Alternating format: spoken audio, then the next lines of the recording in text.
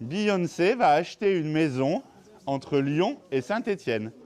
Alors, probable ou improbable... Discerner le vrai du faux, un exercice qui n'est pas toujours évident lorsque les informations affluent dans les médias et sur les réseaux sociaux. À Chazelles-sur-Lyon, ces jeunes d'un lycée professionnel participent aujourd'hui à l'un des ateliers Désinfox proposés sur le territoire national depuis la rentrée de septembre. On va s'entraîner à faire bouger un peu le cerveau et à se dire quand je reçois une info, qu'est-ce qui se passe ? À la réception d'une information brute, interrogations, émotions et critiques s'entrechoquent souvent. Pour les vérifier, télé, radio et journaux n'ont pas toujours bonne presse. Les jeunes ont leurs références.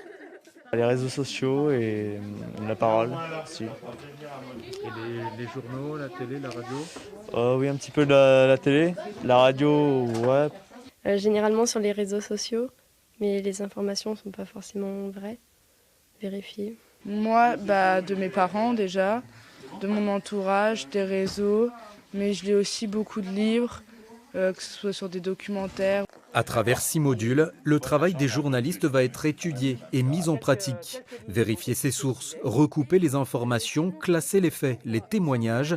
Les jeunes vont devoir rédiger un article à partir de quelques éléments. Carnage à la piscine. Si je lis ça et je lis pas le reste de l'article, j'arrive le lendemain au lycée, je dis, vous avez vu, il y a eu plein de morts à la piscine. Cet atelier dispensé en MJC s'inscrit dans un projet plus large avec les établissements scolaires. Depuis qu'on a commencé, on voit qu'en tout cas les jeunes ne sont pas dupes.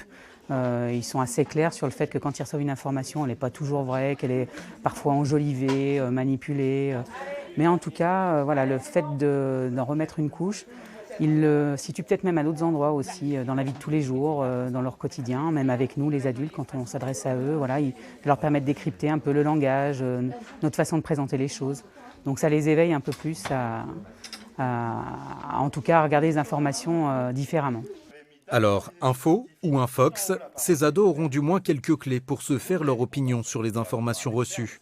L'opération Désinfox se poursuivra dans de nombreux MJC de France durant l'année scolaire. Elle compte sensibiliser plus de 100 000 jeunes dans les 5 ans.